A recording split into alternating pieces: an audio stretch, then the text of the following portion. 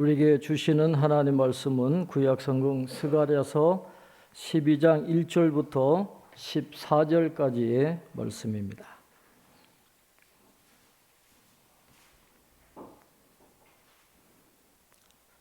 스가랴 12장 1절부터 14절까지 말씀을 제가 봉독해 드리겠습니다.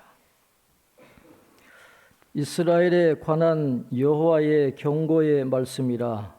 여호와 곧 하늘을 펴시며 땅에 터를 세우시며 사람 안에 심령을 지으신 이가 이르시되 보라 내가 예루살렘으로 그 사면 모든 민족에게 취하게 하는 잔이 되게 할 것이라. 예루살렘이 애워싸일 때에 유다에까지 이르리라. 그날에는 내가 예루살렘을 모든 민족에게 무거운 돌이 되게 하리니 그것을 드는 모든 자는 크게 상할 것이라. 천하 만국이 그것을 치려고 모이리라. 여호와가 말하노라. 그날에 내가 모든 말을 쳐서 놀라게 하며 그 탄 자를 쳐서 미치게 하되 유다 족속은 내가 돌보고 모든 민족의 말을 쳐서 눈이 멀게 하리니 유다의 우두머리들이 마음속에 이르기를 예루살렘 주민이 그들의 하나님 만군의 여호와로 말미암아 힘을 얻었다 할지라. 그날에 내가 유다 지도자들을 나무 가운데에 화로 같게 하며 곡식단 사이에 횃불 같게 하리니 그들이 그 좌우에 애워싼 모든 민족들을 불살을 것이요 예루살렘 사람들은 다시 그 본 곳 예루살렘에 살게 되리라. 여호와가 먼저 유다 장막을 구원하리니 이는 다윗의 집의 영광과 예루살렘 주민의 영광이 유다보다 더하지 못하게 하려 함이니라. 그날에 여호와가 예루살렘 주민을 보호하리니 그 중에 약한 자가 그날에는 다윗 같겠고 다윗의 족속은 하나님 같고 무리 앞에 있는 여호와의 사자 같을 것이라. 예루살렘을 치러 오는 이방 나라들을 그날에 내가 멸하기를 힘쓰리라. 내가 다윗의 집과 예루살렘 주민에게 은총과 간구하는 심령을 부어주리니 그들이 그 찌른 바 그를 바라보고 그를 위하여 애통하기를 독자를 위하여 애통하듯 하며 그를 위하여 통곡하기를 장자를 위하여 통곡하듯 하리로다. 그날에 예루살렘에 큰 애통이 있으리니 무깃도 골짜기 하다 드림몬에 있던 애통과 같을 것이라. 온 땅 각 족속이 따로 애통하되 다윗의 족속이 따로 하고 그들의 아내들이 따로 하며 나단의 족속이 따로 하고 그들의 아내들이 따로 하며 레위의 족속이 따로 하고 그들의 아내들이 따로 하며 시므이의 족속이 따로 하고 그들의 아내들이 따로 하며 모든 남은 족속도 각기 따로 하고 그들의 아내들이 따로 하리라. 아멘. 교회 소식 주보를 참고해 주시기 바랍니다. 다음 주일은 5월 첫째 주일입니다. 가정의 달을 맞이해서 다음 주일은 가정주일 연합예배로 모두가 다 함께 11시에 함께 예배를 드리겠습니다. 환우들을 위해서 계속 기도해 주시고 지금 겨자시 작은 도서관에 가면 도서가 전시되어 있는 것을 보실 수 있는데 송파 글마루 도서관에서 순회문고 전시를 하고 있습니다. 8개 송파구 관내에 8개 작은 도서관을 선정을 해가지고 매달 주제별로 책을 보내가지고 전시하고 있어요. 그래서 많이 책을 읽을 수 있도록 프로그램을 갖고 있는데 여러분도 관심을 갖고 한번 읽어보시고 우리 도서관은 아직 미생입니다. 작은 도서관 사이트에 이름을 올리지를 못해요. 왜냐하면 1년이 지나고 운영 평가를 받아야 이제 공식적으로 도서관 인정을 받아요. 그래서 우리는 존재는 하지만 이름이 없는 도서관입니다. 그래서 올 한 해 운영 실적을 잘 쌓아야 되는데 우리 성도님들도 책이 많이 구비됐습니다. 또 많이 새로운 책도 있고 좋은 책들이 있으니까 주일날 오셔서 일찍 가시려고만 생각하지 말고 도서관에 가서 책을 한 권씩 꼭 빌려서 가시도록. 여러분 다 회원 등록돼 있거든요. 그래서 빌려 가셨다라고 그 실적이 남아야 되니까 좋은 책을 많이 구입해 놓을 테니까 여러분도 책을 많이 읽으시고 마을 주민들을 위한 도서관이지만은 우리 성도님들도 책을 통해서 유익을 보는 그런 시간이 되기를 바랍니다. 도서관을 저렇게 해놓으니까 송파구 글마루 도서관에서 책 소독기를 갖다 놨어요. 400만 원짜리거든요. 그래서 책을 빌려 가실 때 그냥 갖고 가지 말고 책 소독기에서 소독을 하고 그것도 몇 건 소독했는지 보고하도록 되어 있어요. 그래서 책 소독을 하시고 빌려 가시면 좋겠고, 지난 목요일인가요? 송파 책 박물관이라는 데가 있는데 제가 거기 가서 잡지를 좀 받아왔습니다. 어린이 과학 동화하고 매종이라는 잡지하고 또 여행 잡지를 받아왔는데 이 어린이 과학 동화가 인기가 굉장히 많대요. 작은 도서관 사람들이 도대체 원래는 이걸 누가 갖고 가나 했더니 겨자씨 작은 도서관이 갖고 가는데 도대체 이게 어디 있는 거냐 완전 난리가 났어요. 그래서 우리가 처음 시작했다 그러니까 아마 우리한테 준 것 같은데 여러모로 도움을 받고 있습니다. 그래서 관심을 갖고 도서관이 잘 운영될 수 있도록 협조해 주시기를 바랍니다.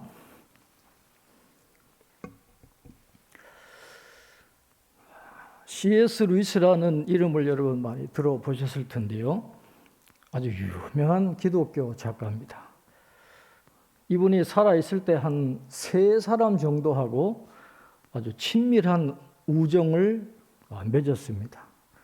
그 친구 가운데 유명한 분이 J.R.R. 톨킨이라고 하는 분이 있어요. 이 톨킨이라고 하는 분은 이 북유럽 신화를 굉장히 좋아하고 판타지를 굉장히 좋아합니다. 그래서 이분이 그 판타지 소설을 하나 쓰는데 반지의 제왕이라는, 이런 거 들어보셨나요? 반지의 제왕이라고 하는 판타지 소설을 씁니다. 이 톨킨도 교인입니다. 하나님을 믿는 사람이에요. 이분 생각은 성경의 세계관이 워낙 크기 때문에 북유럽 신화도 다 포용할 수 있다. 거기에서 어떤 기독교적인 요소를 가지고 얼마든지 창작할 수 있다. 그런 생각을 가지고 이 반지의 제왕이라는 소설을 썼습니다. 이게 기독교적인 베이스로 만든 거예요. 그래서 이 사람이 이제 C.S. 루이스한테 당신도 상상력을 발휘해 가지고 이 판타지 소설을 한번 써보세요. 그래서 C.S. 루이스가 쓴 소설이 나니아 연대기입니다. 지난번에 우리 중고등부 학생들이 나니아 연대기 영화를 봤거든요. 그게 다 기독교적인 베이스가 있는 소설이에요. 그 나니아 연대기에 사자가 나오잖아요. 아슬란이 예수님이거든요. 기독교적인 베이스에서 만들어진 겁니다. 톨킨이 쓴 이 반지의 제왕이라는 소설을 뉴질랜드 사람 피터 잭슨이라는 감독이 3부작으로 영화를 만들었어요. 반지의 제왕을. 이게 세계적으로 히트를 쳐가지고 이 사람이 돈을 얼마나 많이 벌었는지 뉴질랜드 3대 갑부 안에 들 정도로 큰 성공을 거둔 건데, 이 반지의 제왕 3부작이거든요. 그 제목을 보면 1부는 반지 원정대, 2부는 2개의 탑, 그리고 3번째 제목이 왕의 귀환입니다. 왕의 귀환, The Return of the King, 왕이 돌아오는 거죠. 이 3부작의 스케일이 가장 크고 최후의 전투가 벌어지는 장면이 나옵니다. 이 악한 오크들, 아주 괴물 같은 그런 오크의 군대들이 선한 로한의 군대들, 인간들을 점령하기 위해서 이 두 집단이 최후의 전쟁을 하는 그 장면이 앞권인데, 이게 요한계시록에 나오는 아마겟돈 전쟁과 똑같아요. 그런 기독교적인 베이스를 갖고 있는데, 제목이 왕의 귀환입니다. 오늘 우리가 읽었던 이 스가랴 12장을 영화로 만든다고 했을 때 제목을 붙이라 그러면 그 제목을 붙일 수 있어요. 왕의 귀환. 메시아가 다시 오시는 이 마지막 때에 일어날 일에 대한 말씀이 오늘 스가랴 12장에 기록이 되어져 있습니다. 그런데 12장에 이 메시아가 다시 오실 때에는 나귀를 타고 오셨던 그런 겸손한 모습으로 오시는 게 아니에요. 승리하게 하시는, 승리의 왕으로, 전쟁에서 승리하게 하시는 능력의 왕으로 임재하신다 하는 것을 스가랴 12장이 우리에게 가르쳐 주고 있습니다. 자, 오늘 1절을 한번 보겠습니다. 자, 1절 우리 같이 읽겠습니다. 이스라엘에 관한 여호와의 경고의 말씀이라. 여호와 곧 하늘을 펴시며 땅에 터를 세우시며 사람 안에 심령을 지으신 이가 이르시되. 이스라엘에 관한 여호와의 어떤 말씀이에요? 경고의 말씀이라는 거예요. 여기서 말하는 경고라는 말은 원뜻이 짐이라는 단어입니다. burden, 짐이라는 거예요. 하나님의 말씀에 불순종하는 자들에게 하나님의 말씀은 무거운 짐이 되어서 그늘을 억누르는 짐이 될 거다. 그렇게 말씀해요. 그래서 성경에 나오는 경고의 말씀은 우리가 경홀히 여기면 안 됩니다. 잘 들어야 돼요. 하나님의 경고의 말씀에는 반드시 책임이 따라오고 심판이 따라오기 때문에 경고의 말씀은 우리가 잘 새겨 들어야 하는 것입니다. 누구에게 주시는 말씀인가요? 이스라엘에게 주시는 말씀이에요. 여기서 이스라엘은 북왕국 이스라엘을 이야기하는 것이 아니라 포로 귀환 이후에 새롭게 형성될 새로운 이스라엘을 지금 의미를 하는 건데, 그 새로운 이스라엘에게 주시는 하나님의 말씀입니다. 그런데 앞으로 미래에 이루어질 일에 대한 예언을 하시기 전에 오늘 1절에서는 먼저 하나님이 어떤 분이신가를 밝히고 있어요. 하나님이 어떤 분이십니까? 하늘을 펴시며 땅에 터를 세우시며 사람 안에 심령을 지으시니다. 천지를 창조하신 창조주 하나님이시라는 거예요. 지금 너희들에게 경고의 말씀을 주는 하나님은 창조주의 하나님, 능력의 하나님. 말씀으로 천지를 지으시고 이 말씀을 유지하고 계시는 능력의 하나님이시기 때문에 지금 하나님이 말씀하시는 것은 반드시 이루어진다라는 거예요. 하나님의 말씀은 반드시 이루어진다라는 것을 하나님이 창조주라고 하시는 이 말씀을 먼저 이야기하시면서 이제 주어지는 말씀을 경홀히 듣지 말라는 거예요. 반드시 이루어지니까 새겨 들으라. 그렇게 말씀을 하고 있는 것입니다. 이제 창조주가 되시고 창조 질서를 유지하고 계시는 하나님이 이제 마지막 날에 되어질 일에 대해서 스가랴 선지자를 통해서 이스라엘 백성들에게 말씀해 주시는 것입니다. 자, 2절부터 4절까지 2절부터 4절까지 우리 같이 읽겠습니다. 보라, 내가 예루살렘으로 그 사면 모든 민족에게 취하게 하는 잔이 되게 할 것이라. 예루살렘이 에워싸일 때에 유다에까지 이르리라. 그 날에는 내가 예루살렘을 모든 민족에게 무거운 돌이 되게 하리니 그것을 드는 모든 자는 크게 상할 것이라. 천하 만국이 그것을 치려고 모이리라. 여호와가 말하노라. 그날에 내가 모든 말을 쳐서 놀라게 하며 그 탄자를 쳐서 미치게 하되 유다 족속은 내가 돌보고 모든 민족의 말을 쳐서 눈이 멀게 하리니. 아멘. 메시아가 재림하시는 마지막이 되면 모든 민족들이 예루살렘을 치러 오게 됩니다. 이 아마겟돈 전쟁 요한계시록하고 비슷하잖아요. 모두가 예루살렘을 치기 위해서 마치 예루살렘을 그들이 마실 잔이라고 생각을 하고 예루살렘을 치러 오게 된다라고 말씀을 하고 있습니다. 그런데 이사야 선지자와 그 예레미야 선지자의 말씀을 보면 이 잔은 하나님의 진노의 술잔입니다. 하나님의 벌하시는 술잔이에요.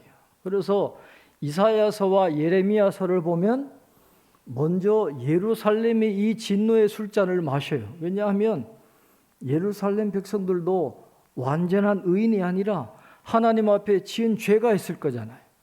그래서 먼저 예루살렘 백성들이 이 하나님의 진노의 술잔을 먹고 먼저 해를 당해요. 완전히 멸망하지는 않지만 하나님의 진노의 술잔을 먹고 이스라엘 백성들, 예루살렘도 피해를 보게 됩니다. 그러나 하나님이 그 진노의 술잔을 예루살렘을 치러 오는 이방 민족들에게로 옮기시는 거예요. 그래서 그들에게 진노의 술잔을 마시게 하고 그들을 멸하게 하시겠다라고 하는 그 마지막 때에 일어날 일을 오늘 말씀을 하고 있습니다. 오늘 4절에 보면 이렇게 말씀하죠. 여호와가 말하노라. 그날에 내가 모든 말을 쳐서 놀라게 하며 그 탄자를 쳐서 미치게 하되 유다 족속은 내가 돌보고 모든 민족의 말을 쳐서 눈이 멀게 하리니. 놀라게 하겠다, 미치게 하겠다, 눈이 멀게 하겠다. 이게 신명기 28장에 보면 이스라엘 백성들이 하나님 앞에 반역할 때 임하는 벌이에요.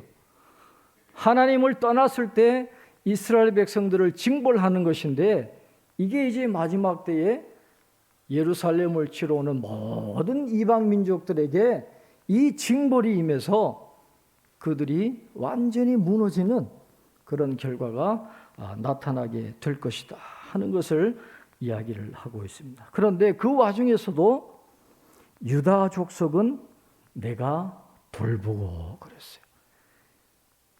가장 어려울 때, 위기에 처했을 때도 하나님은 하나님의 백성을 잊어버리지 않아요. 무너지게 내버려 두지 않습니다. 유다 족속은 돌보아 주신다라는 거예요. 위기에서 건져 주시겠다 그렇게 말씀을 하고 있습니다. 그래서 왕의 귀환이라는 영화를 보면 마지막 전투에서 이 오크의 군대가 승리할 것 같아요. 이 로안의 병사들이 처음에는 수세에 몰립니다. 선한 편들이 오크의 군대들에게 져요. 많은 피해를 입습니다. 그러나 마지막에 어떤 변수에 의해서 이 로안의 병사들이 오크 군대를 물리치는 것처럼 처음에는 예루살렘 백성들이 어려움에 빠질 것이에요. 많은 피해를 볼 것입니다. 그러나 하나님이 그들을 돌보시고 지켜주시고 승리하게 하심으로 최후의 전쟁에서 그들이 승리하게 될 거다 하는 것을 이야기하고 있습니다. 자, 어떻게 승리하게 될까요? 자, 오늘 5절 말씀 우리 한번 같이 읽겠습니다. 5절입니다. 유다의 우두머리들이 마음속에 이르기를 예루살렘 주민이 그들의 하나님 만군의 여호와로 말미암아 힘을 얻었다 할지라. 아멘.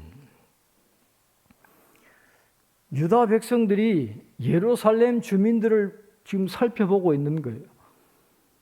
최후의 전쟁을 위해서 이방 민족들이 예루살렘을 치기 위해서 포위하고 예루살렘을 치고 있는데, 유다의 지도자들이 보니까 예루살렘 주민이 그들의 하나님 만군의 여호와로 말미암아 힘을 얻는 모습을 보게 되는 것입니다. 메시아가 예루살렘 주민들에게 힘을 주는 거예요. 싸울 능력을 주시고 힘을 주셔서 주님을 의지하고 메시아를 의지하니까 그들이 승리하게 하시는 것을 바깥에 사는, 예루살렘 바깥에 사는 유다의 우두머리들이 그것을 보았다라고 말씀을 하고 있는 것입니다. 이게 굉장히 중요한 의미입니다. 하나님이 은혜를 주셔도 모든 게 저절로 되는 게 아닙니다. 승리하기 위해서는 메시아가 은혜를 주셔도 예루살렘 주민들이 직접 싸워야 돼요. 가만히 승리가 주어지는 게 아니라 예루살렘 사람들이 일어나서 하나님을 의지하고 친히 나가 싸워야 승리가 주어진다라는 거예요. 이게 영적인 교훈이 있어요. 하나님이 우리를 의롭다 칭해 주시죠. 칭의가 이루어집니다. 그러나 성화가 그냥 저절로 되는 게 아니에요. 우리가 영적 싸움을 싸워야 돼요. 우리가 훈련을 받아야 돼요. 우리가 노력해야 되고 봉사해야 되고 주님을 닮아가려고 애를 많이 써야 우리가 칭의를 이루고 온전한 그리스도인으로 성장할 수 있다라는 거예요. 은혜 주신다고 저절로 되는 게 아닙니다. 하나님 은혜 주신다고 예루살렘 주민들이 가만히 있는데 승리가 주어지는 게 아니라 칼을 들고 나가 싸워야 돼요. 직접 싸워야 되는 거예요. 하나님 우리에게 값싼 은혜를 주시는 게 아닙니다. 하나님 은혜를 힘입어서 내가 싸울 때 승리가 주어진다라는 거예요. 그래서 우리가 싸울 필요가 있어요. 예루살렘 주민들이 수많은 적들이 쳐들어오는데도 하나님을 의지하고 열심히 싸우는 그 모습을 보면서 유다 우두머리들이 바깥에서 보다가 마음의 감동을 먹어요. 마음속에 이르기를, 이것은 그들이 확신을 가졌다 그 말입니다. 아, 하나님이 함께 하시는구나. 하나님이 이곳에 함께 하시면 우리가 승리할 수 있다라고 하는 그런 확신을 유다의 우두머리들이 갖게 되었다는 것이죠. 그래서 그들이 하나님에 대한 확고한 믿음이 있으니까 하나님이 유다의 우두머리들을 높이 들어서 그들로 싸워서 승리하게 하신다는 것입니다. 오늘 6절이 바로 그렇게 말씀합니다. 우리 6절 한번 같이 읽겠습니다. 그날에 내가 유다 지도자들을 나무 가운데에 화로 같게 하며 곡식단 사이에 횃불 같게 하리니 그들이 그 좌우에 에워싼 모든 민족들을 불살할 것이요 예루살렘 사람들은 다시 그 본 곳 예루살렘에 살게 되리라. 아멘. 예루살렘 주민들이 어려움 가운데도 하나님을 의지하고 열심히 싸우는 모습을 보고 유다 우두머리들이 감동을 받아서 아, 하나님이 함께 하시면 이길 수 있겠구나, 그런 확신을 가지니까 하나님이 그들을 들어쓰셔서 모든 사방 대적들을 이기게 하시는, 마른 나무에 불이 붙어서 활활 타버리듯이 모든 이방 민족들에게 승리하게 하시는 그 말씀이 오늘 본문에 기록이 되어져 있습니다. 여러분, 하나님의 능력이 이방인들에게는 위협이 되고 죽음이 돼요. 그러나 의인들에게는 하나님의 능력이 축복으로 나타나게 됩니다.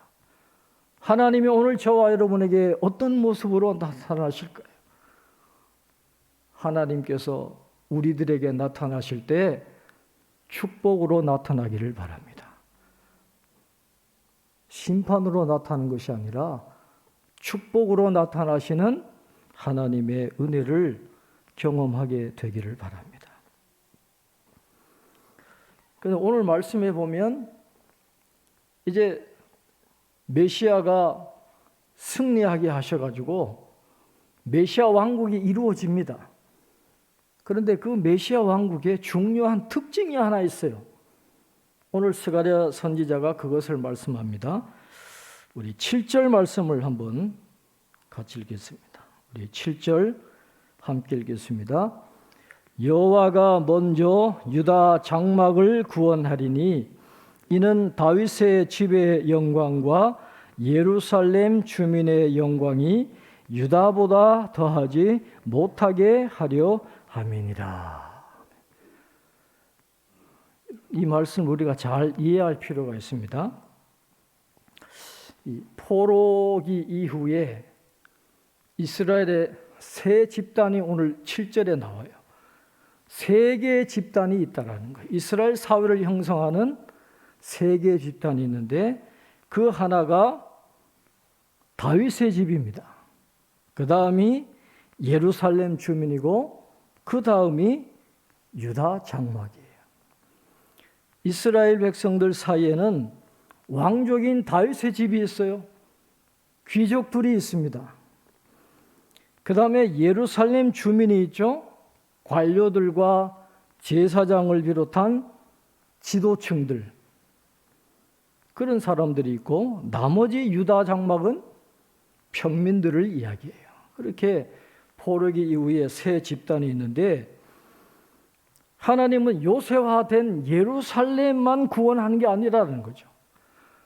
예루살렘 성 바깥에 있는 무방비로 되어 있는 민가에 살고 있는 유다 백성들도 하나님이 구원해 주시고 그들도 높여주시겠다라고 이야기해요. 메시아 왕국에서는 다윗의 왕족들만, 제사장들만 존귀하게 여기는 것이 아니라 그들처럼 평범한 유다 백성들도 함께 존귀함을 여기게 될 거라는 거예요. 하나님의 나라에서는 차별이 없습니다. 메시아의 왕국에서는 차별이 없어요. 뭐 왕족이라고 귀하게 보고 평민이라고 낮춰보고 그런 게 없어요. 유다보다 더하지 못하게 하겠다. 모두가 다 평등하게 하나님의 은혜를 경험하며 살아가는 곳이 바로 메시아 왕국이다라는 것을 오늘 성경은 우리에게 가르쳐 주고 있습니다. 이 스가랴 선지자는 구약 성경에 정통한 사람입니다. 아마 스가랴는 구약의 모든 예언자들을 철저하게 연구해서 그들의 메시지가 무엇인가를 잘 알던 사람이고 구약의 이스라엘의 역사를 정통한 사람이에요. 그래서 1절부터 9절까지 승리하게 하시는 메시아의 모델이 다윗입니다. 다윗 왕을 모델로 이 예언의 말씀을 하고 있고 그 다음에 10절 이하에서는 요셉을 모티브로 말씀하고 있어요. 여러분 요셉 이야기를 잘 생각해 보세요. 요셉이 애굽 총리가 되잖아요. 형들이 그 사실을 알게 됐어요. 그때 요셉의 형들 반응이 어땠습니까? 요셉에 대해서 잘못한 것을 회개하잖아요. 메시아 왕국이 이루어졌어요. 메시아 왕국이 나타났을 때 이스라엘 백성들에게 나타나는 반응은 요셉의 형들과 같은 회개의 반응이 나타날 거라 그렇게 말씀을 하고 있습니다. 자, 오늘 10절 말씀 한번 우리 같이 읽겠습니다. 10절입니다. 내가 다윗의 집과 예루살렘 주민에게 은총과 간구하는 심령을 부어주리니 그들이 그 찌른 바 그를 바라보고 그를 위하여 애통하기를 독자를 위하여 애통하듯 하며 그를 위하여 통곡하기를 장자를 위하여 통곡하듯 하리로다. 아멘. 하나님이 요엘 선지자를 통해서 말씀하시기를 내가 내 영을 만민에게 부어주겠다라고 했거든요. 마지막에 성령을 부어주시겠다 그랬는데 하나님이 마지막에 이 예루살렘과 유다 주민들에게 회개의 영을 부어주시는 거예요. 하나님의 은총을 받고 회개의 기도를 드리게 되는데 뭘 회개할까요? 오늘 10절에 보세요. 그들이 그 찌른 바 그를 바라보고.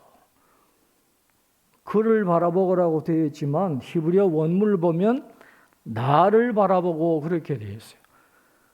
여기에 이스라엘 백성들이 예수님을 찌른다, 배반한다는 말씀이 여기 예언되어 있습니다. 그래서 마지막에 메시아 왕국이 이루어졌을 때 유대인들이 그것을 회개하게 된다는 거예요. 아, 우리가 예수님을 배반하고 십자가에 못 박은 사실을 철저하게 애통하며 회개하는 역사가 이 세상 마지막 날에 일어나게 된다는 거예요. 우리가 흔히 이야기하잖아요. 세상의 종말이 언제 옵니까? 복음이 다 세계를 돌고 유대인들이 회개할 때 역사의 종말이 온다 그러잖아요. 마지막에 그 일이 일어납니다. 유대인들이 회개하는 날이 오게 되어 있어요. 예수님을 배반하고 십자가에 못 박은 사실을 애통하며 회개하는 그 날이 메시아가 통치하실 그때에 이루어지게 된다라고 말씀을 하고 있습니다. 그런데 회개하는데 그냥 회개하는 게 아닙니다. 애통한다 그랬어요. 마치 독자를 잃어버리듯이 장자를 잃어버린 것처럼 애통하고 통곡하는 그런 회개. 이건 그냥 단순한 회개가 아닙니다. 비상한 회개라 그래요. 눈물 콧물 흘리고 떼굴떼굴 구르면서 애통하는 그것, 비상한 회개. 마치 1907년에 우리 평양 대부흥 운동이 일어났을 때 눈물 콧물 흘리고 떼굴떼굴 구르면서 통곡하면서 회개하면서 평양 대부흥 운동이 일어났거든요. 여러분 신앙생활 하시면서 그렇게 눈물 콧물 흘리고 하나님 앞에 회개 눈물 흘린 적 없으세요? 그런 일이 일어난다라는 거예요. 애통하는. 그런데 그 애통하는 미래의 사건이 이스라엘의 역사 속에 한번 일어난 적이 있어요. 일어난 적이 있다라는 거죠. 오늘 11절에 말씀합니다. 우리 11절 같이 읽겠습니다. 그날에 예루살렘에 큰 애통이 있으리니 무기또 골짜기 하다 드림몬에 있던 애통과 같을 것이라. 마지막 날에 유대인들이 애통하는 것이 언제와 똑같으냐 하면 선한 요시야 왕이 무기또에서 애굽의 바로 느고와의 싸움에서 죽어버리잖아요. 그때 온 이스라엘이 통곡하고 눈물을 흘렸던 그때처럼 마지막 날에 예수님을 배반한 것 때문에 그들이 애통하며 회개하여 눈물을 흘릴 날이 오게 될 것이다. 그렇게 말씀을 합니다. 그런데 12절부터 14절을 보면 반복되는 말씀이 있습니다. 11번 나오는 말씀이 있어요. 따로라는 말이 나옵니다. 따로. 회개할 때 이스라엘 전체가 한꺼번에 회개하는 게 아닙니다. 각각. 우리가 하나님의 은혜를 받을 때도 각각 받아야 되잖아요. 회개할 때도 각각 해야 되는 거예요.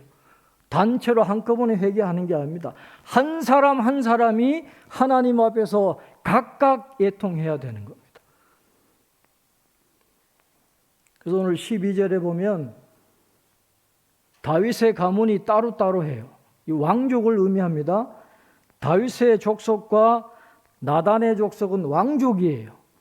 왕족들이 따로따로 하나님 앞에 회개해야 되고 아내들이 따로따로 해야 돼요. 남편과 아내가 따로 해야 됩니다. 부모와 자식이 따로따로 해야 돼요. 하나님 앞에 따로따로 회개해야 됩니다. 13절에 보면 레위의 족속, 시므의 족속이 따로 합니다.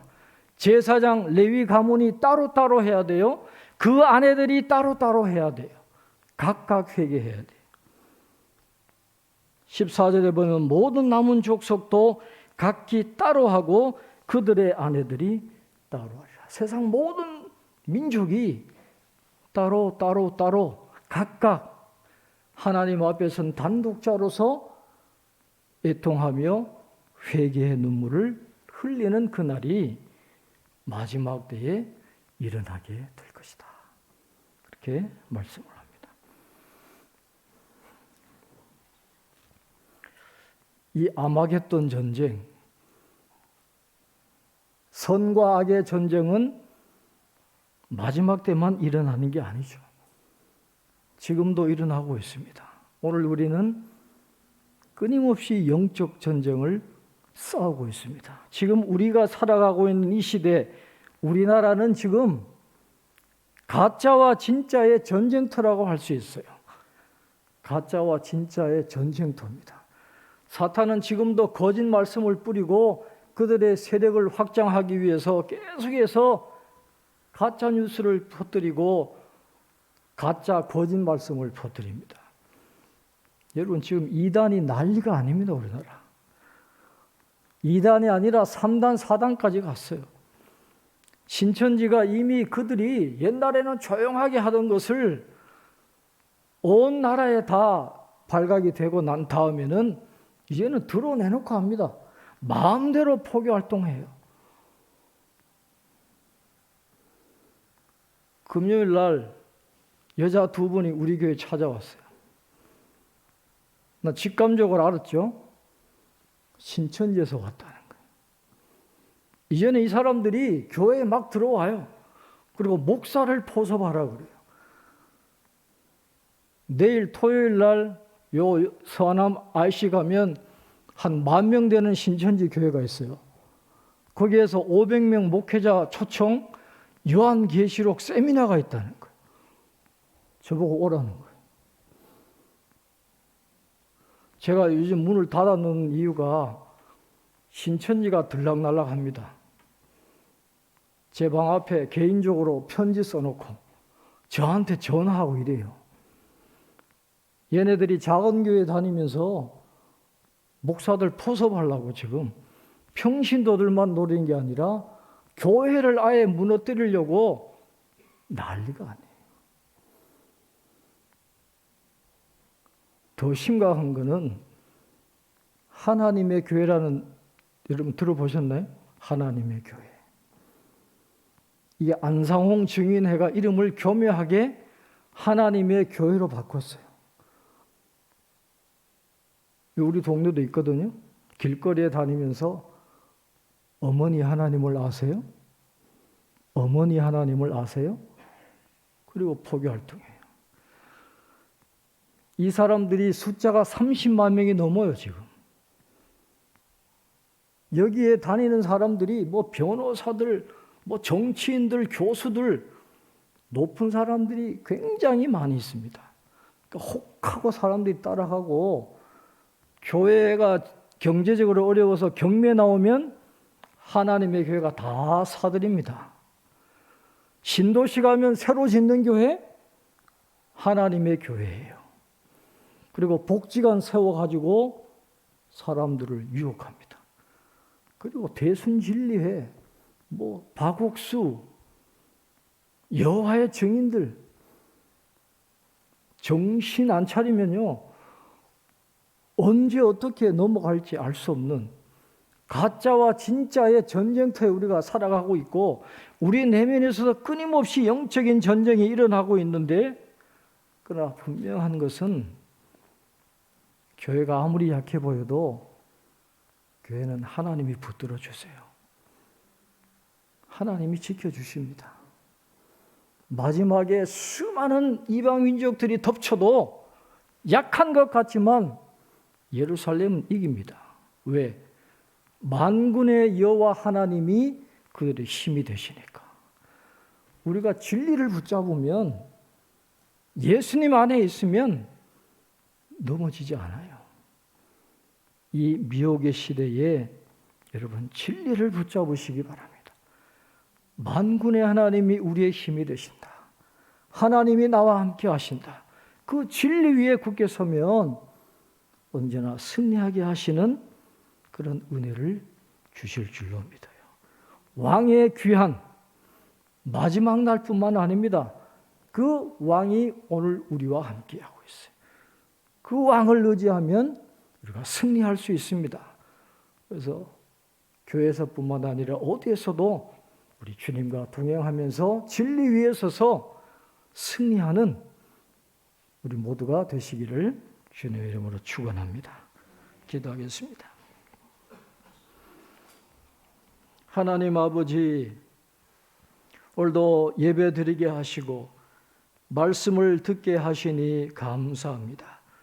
이 미혹의 시대에 우리가 흔들릴 수 있고 유혹에 넘어갈 수 있는 이 악한 시대에 우리의 눈이 열리게 하셔서 진리의 말씀을 붙들게 하시고 만군의 하나님 여호와가 우리의 힘이 되심을 확신하면서 우리의 주어진 모든 믿음의 길을 끝까지 잘 달려갈 수 있는 저희들 다 될 수 있도록 축복해 주시옵소서. 예수님의 이름으로 기도하옵나이다. 아멘.